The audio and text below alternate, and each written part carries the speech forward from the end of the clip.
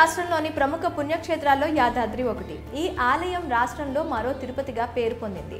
అంతేకాక ఇక్కడ కొలువై ఉన్న శ్రీ లక్ష్మీ నరసింహస్వామిని దర్శించుకునేందుకు నిత్యం వేలాది మంది భక్తులు వస్తూ ఉంటారు.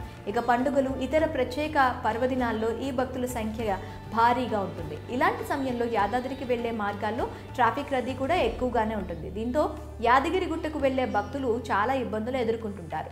కానీ ఇక మీదట భక్తులకు ఆ సమస్య నుంచి ఊరట లభించనుంది. తాజాగా యాదాద్రి భక్తులకు దేవాదాయ శాఖ మంత్రి కొండా సురేఖ ఓ గుడ్ న్యూస్ తెలిపారు.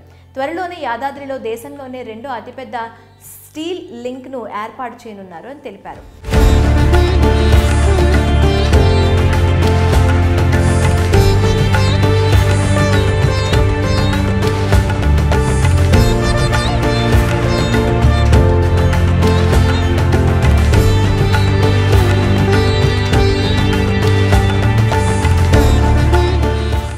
ఇండియాలోనే రెండో అతిపెద్ద లింక్ ఫ్లైఓవర్ బ్రిడ్జిని యాదాద్రిలో ఏర్పాటు చేయనున్నట్లు మంత్రి కొండా సురేఖ తెలిపారు. అయితే ఇది యాదాద్రిలో శ్రీ లక్ష్మీ నరసింహస్వామి ఆలయంకు సమీపంలో ప్రత్యేకమైన స్టీల్తో లింక్ ఫ్లైఓవర్ నిర్మించనున్నట్లు చెప్పారు. అంతేకాకుండా మరో 3 నెలల్లో ఈ ప్రాజెక్ట్ నిర్మాణం పనులు పూర్తి చేయాలని అధికారులకు ఆదేశించినట్లు తెలిపారు. ఈ మేరకు ఈ ప్రాజెక్టు నిర్మాణం గురించి బుధవారం తెలంగాణ రాష్ట్ర సచివాలయంలో యాదాద్రి టెంపుల్ డెవలప్మెంట్ అథారిటీ, రోడ్లు, భవనాలు, పంచాయతీరాజ్ ఉన్నతాధికారులతో మంత్రి సమీక్షా సమావేశం నిర్వహించారు. ఈ సందర్భంగా మంత్రి సురేఖ మాట్లాడుతూ పలు విషయాలను తెలిపారు. ఇప్పటి వరకు యాదాద్రిలో కేవలం ఎగ్జిట్ ఫ్లైఓవర్ పైనే ఆధారపడి ఆలయానికి భక్తులు వచ్చేవారని, ఇక మీదట లింక్ బ్రిడ్జ్ అందుబాటులోకి రావడంతో భక్తులకు ఉపశమనం కలుగుతుందని మంత్రి సురేఖ పేర్కొన్నారు. అలాగే యాదాద్రి దేవాలయం సమీపంలో 64 మీటర్లతో ఈ వంతెనను నిర్మించనున్నారు.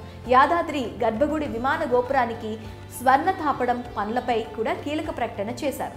త్వరలోనే బంగారు తాపడం పనులు ప్రారంభించనున్నట్లు తెలిపారు.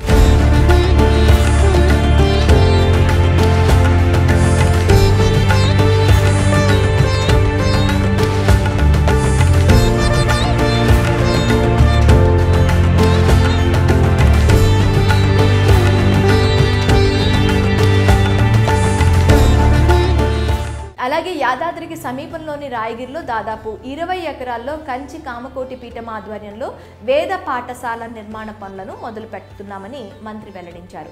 ఇది 43 కోట్ల వ్యయంతో నిర్మిస్తున్నట్లు ఆమె వివరించారు. మొత్తంగా యాదాద్రి వెళ్లే భక్తులకు త్వరలో ఈ వంతెన సౌకర్యం అందుబాటులోకి రానుంది. మరి దేశంలోనే రెండవ అతిపెద్ద లింక్ ఫ్లైఓవర్ బ్రిడ్జిను యాదాద్రిలో నిర్మించడంపై మీ అభిప్రాయం ఏంటో కామెంట్ రూపంలో మాకు తెలియజేయండి.